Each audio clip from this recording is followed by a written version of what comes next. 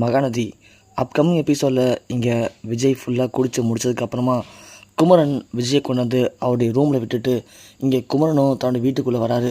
வந்ததும் சாரதா பார்த்தீங்களா மாப்பிள்ள, அவன் என்ன காரியம் பண்ணுறான்னு சொல்லிட்டு அவனுக்கு திமிரு அதிகமாகிடுச்சு மாப்பிள்ள. அதான் இங்கே வந்து நம்மள்ட்ட வேணும்னு பிரச்சனை பண்ணிகிட்ருக்கான். நம்ம நிம்மதியை கெடுக்கணுன்னே அவன் இங்கே வந்திருக்கான் போல்.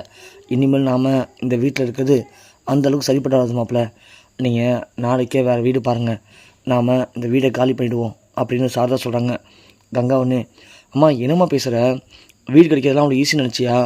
இந்த வீடு கிடைக்கிறதுக்கு இவர் எவ்வளோ கஷ்டப்பட்டு தேடினா தெரியுமா? நீ என்னமோ அசால்ட்டாக சொல்கிற.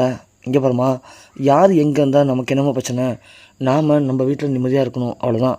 நிம்மதிக்கும் எய்த்த வீட்டுக்கும் சம்மந்தம் இல்லாமா, மனசு தான் காரணம் அப்படின்னு கங்கா சொல்ல, சாரதா ஒன்று, என்னடிங்க என்ன நீ அதிகமாக பேச ஆரம்பிச்சிட்டே இப்போ? இங்கே பாரு, எனக்கு இந்த வீட்டில் இருக்க பிடிக்கல, ஒன்று வீட்டை மாற்றுவோம், இல்லையா நாம் கொடைக்கானலுக்கே போயிடலாம் அப்படின்னு சொல்ல, பாட்டி ஒன்று, சாரதா இங்கே பாரு, கொசுக்கு பயந்துட்டுலாம் ஊரை காலி பண்ண முடியாது. அந்த தம்பி எதுமோ அங்கே வந்து இருக்கான், அதனால் நமக்கு என்ன பிரச்சனை? அவன் நம்மக்கிட்ட வந்து நேரடியாக ஏதாவது பிரச்சனை பண்ணுறானா? இல்லை அப்புறம் நீ ஏன் ஃபீல் பண்ணுற? நீ எதுவும் பயப்படாத, நீ படுங்க அமைதியாரு. காவேரி நம்ம பக்கம் இருக்கால, அப்படியே நீ பயப்படுற? இங்கே பாருங்க அத்தை, காவேரி கெட்டு போகிறதுக்கு காரணமே நீங்கள் தான். இப்படியே சப்போர்ட் பண்ணி தான் அவள் இந்த நிலைமையில் வந்து நிற்கிறான். இதுக்கு மேலேயும் என்னால் இதுங்களை நம்பி ஏமாற முடியாது, புரியுதுங்களா அப்படின்னு சொல்லிட்டு சாரதா உள்ளே போகிறாங்க. உள்ளே போகும், இங்கே பார்த்தா டோர் தட்ட சத்தம் கேட்குது. யாருன்னு போய் கங்கா திறக்கிறாங்க. பார்த்தா விஜயா இருக்குது. விஜயை பார்த்தோம் கங்கா, விஜய் இந்த நேரத்தில் இங்கே வரீங்க, நீங்கள் உங்கள் வீட்டுக்கு போங்க அப்படின்னு சொல்ல, இங்கே பாருங்கள், நான் ஒன்றும் யாரையும் டிஸ்டர்ப் பண்ணவில்ல, எனக்கு ரொம்ப ஒரு மாதிரி கேராக இருக்குது, தாளெலாம் சுற்றுது, பசிக்குது வேறு, எனக்கு சாப்பாடு தான் கிடைக்குமா அப்படின்னு விஜய் கேட்க, அப்படியே பாட்டியும் காவேரியும் துடிச்சு போயிறாங்க. இங்கே காவேரி டக்குன்னு சாப்பாடு எடுக்கலான்ட்டு திரும்புகிறாங்க. உடனே சாரதா, காவேரி எங்கே போகிற நில்லு அப்படின்னு கேட்க, இல்லைம்மா சாப்பாடு இருக்குது. என்ன சாப்பாடு? என்னடி சாப்பாடு? நம்ம நிம்மதியை கெடுத்துட்டு நாம் எப்படி நிம்மதி இல்லாமல் இங்கே வந்து இருக்கோம், ஆனால் இங்கேயும் வந்து நம்ம நிம்மதியை கெடுக்கணும்னு அவன் வேணும்னே பண்ணுறான். நீ உன் சாப்பாடு இருக்க போறியா? சாப்பாடு வேணாம், ஒன்று வேணாம், கதை மட்டும் படுங்கலாம் அப்படின்னு சொல்ல, இங்கே விஜய் வந்து, காவேரி ப்ளீஸ் காவேரி, எனக்கு பயங்கரமாக பசிக்குது காவேரி, உனக்கு தான் தெரியும் என்னை பற்றி, எனக்கு சமைக்கவே தெரியாது, நான் என்ன காவேரி பண்ணுறது, இப்போது கடைக்கு போகிற நிலைமையும் நான் இல்லை, எனக்கு சாப்பாடு மட்டும் கொடு காவேரி அப்படின்னு விஜய் கேட்குறாரு. பாட்டி ஒன்று, இங்கே பிரசாரதா நீ பண்ணுறது ரொம்ப தப்பு, அந்த தம்பி யாரும் வேணாலும் இருக்கட்டும், நமக்கு என்ன துரோகம் வேணாலும் பண்ணியிருக்கட்டும், அதை பற்றி கவலை இல்லை. பசிக்குதுன்னு கேட்குற தம்பிக்கு சாப்பாடு கொடுக்காமல் இருக்கிறது எவ்வளோ பெரிய துரோகம் தெரியுமா? அது தாண்டி பாவம். காவேரி நீ போய் சாப்பாடு எடுத்துருவா அப்படின்னு சொல்ல, காவேரி திரும்ப போகிறாங்க. சாரதாவனு, இங்கே பாரு காவேரி, என் பேச்சை மீறி நீ எதுவும் பண்ண மாட்டேன்னு சத்தியம் பண்ணியிருக்க, அதையும் மீறி நீ மட்டும் இப்போ போய் சாப்பாடு எடுத்து வந்தோன்னு வச்சுக்கேன், என் பணத்தை தாண்டி போய் அவன்கிட்ட கொடு சாப்பாடு அப்படின்னு சாரதா சொல்கிறாங்க. காவேரியால் என்ன பண்ணுறதுன்னு தெரில. காவேரிக்கு விஜய்கிட்ட போக முடியல, தான் அம்மா பேச்சை மீறவும் முடியாமல் காவேரி அழுதுகிட்டே நிற்கிறாங்க. காவேரி அழுவதை பார்த்து சாரதா, இங்கே பா தம்பி, உனக்கு சாப்பாடு என்ன கடலை போய் சாப்பிடு, இல்லையா கவனம் போய் படு, இப்படி தேவையில்லாம வந்து பிரச்சனை பண்ணிருக்காத, அப்போ நான் போலீஸ் கால் பண்ணுற மாதிரி இருக்கும் அப்படின்னு சொல்ல, என்னத்த நான் இப்போ என்ன கேட்டேன், நான் என்ன பிரச்சனை பண்ணுறேன், சாப்பாடு தானே கேட்டேன், அதுவும் என் பொண்டாட்டி தானே கேட்குறேன், அதுக்குள்ளே எனக்கு உரிமை இல்லையா அப்படின்னு சொல்ல, இது சரிப்படாது, போத்தம்பி மாற நீனு அப்படின்னு இங்கே விஜயை பிடிச்சி சாரை தள்ளி விட்றாங்க. தள்ளும்போது விஜய் நிலத்தடை மாதிரி கீழே விழுந்துறாரு. விழும்போது கரெக்டாக படிக்கட்டாக இருக்குது. ஸோ படிக்கட்டில் மேலேருந்து உருண்டுகிட்டே வந்து விஜய் கீழே கீழே வந்து பார்த்தா விஜய்க்கு தலையில் அடிப்பட்டு கையில் அடிப்பட்டு அப்படியே மயங்கிறாரு. உடனே காவேரி விஜய் அப்படின்னு கத்திட்டு, மா உடனே பைத்தியம் முடிச்சிருக்காமா, அறிவு இல்லையா, அவரே குடிச்சிருக்காருல, நிதானம் இல்லாமல் இருக்கார்ல, அவரை இப்படி தள்ளி விட்டுருக்க, அந்த பம்பமால நீனு அப்படின்னு சாரதா பிடிச்சி காவேரி தள்ளி விட்டுட்டு அங்கேருந்து ஓடி வராருங்க. ஓடி வந்து விஜய் தூக்கி தான் மண்ணில் வச்சுட்டு, விஜய் விஜய் கண்ணுமணிங்க விஜய் விஜய்னு இங்கே காவேரி பயங்கரமாக அழுகுறாங்க. உடனே இங்கே குமரன் பார்க்குறாரு.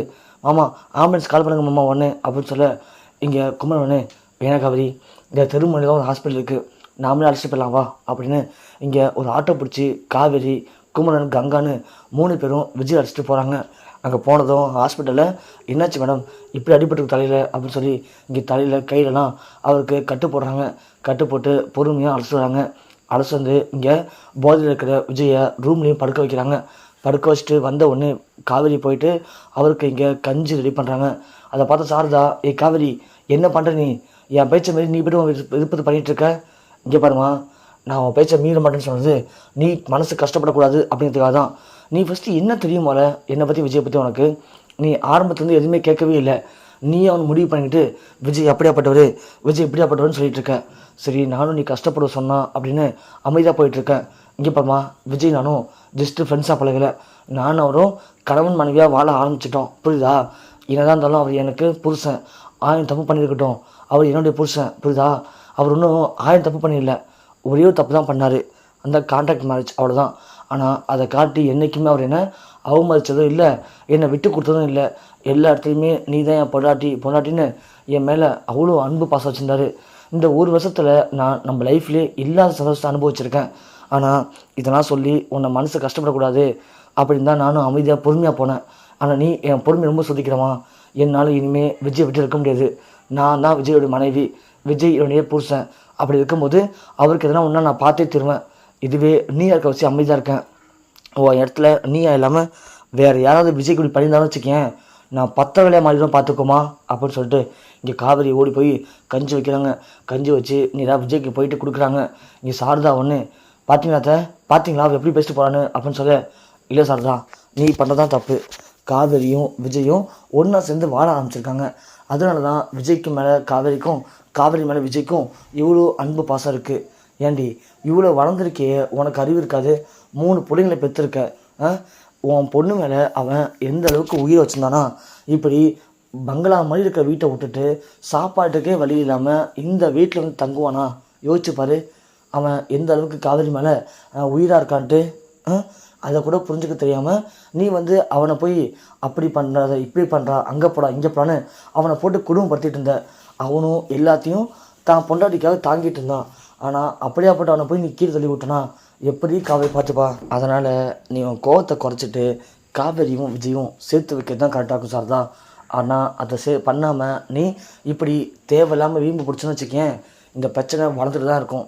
அப்புறம் காவேரி உன் பேச்சை கேட்காம மீறி அவள் விருப்பத்துக்கு ஏதாவது பண்ணுவா, அப்புறம் அதை உன்னால் தாங்கிக்க முடியாது. ஸோ பெரிய மனுஷத்தன்மையாக நீயே சேர்த்து வச்சிரு, அதுதான் சரியான முடிவாக இருக்கும் அப்படின்னு சொல்லிட்டு பாட்டி ஒன்று இங்கே போகிறாங்க. இங்கே சாரதா ஒன்று, அத்தை நீ எங்கே போகிறீங்க இப்போ அப்படின்னு கேட்க, என்னடி இவனால சொன்னால உன் மரமட்டைக்கு ஏறலையா, அங்கே அடிப்பட்டு கிடக்கிறது நம்ம வீட்டு மரும வண்டி. அவன் ஒன்றும் காவேரி சொன்ன மாதிரி பெரிய தப்பு ஒன்றும் பண்ணிடல, ஏதோ புத்தி கட்டு போய் வயசு கோலால் அப்படி ஒன்று பண்ணிட்டான். ஆனால் அதுக்காக காவேரி சொன்னாலே அந்த மாதிரி காவேரியை அவன் எங்கேயுமே எந்த ஒரு தொல்லையும் பண்ணலை. காவேரியை தன்னுடைய பொண்டாட்டியை நினச்சி தான் வாழ்ந்துட்டுருக்கான். அப்படியாப்பட்ட நல்ல பையனை போய் நாம் தாண்டி வெறுத்து ஒதுக்கிட்டு இருக்கோம்.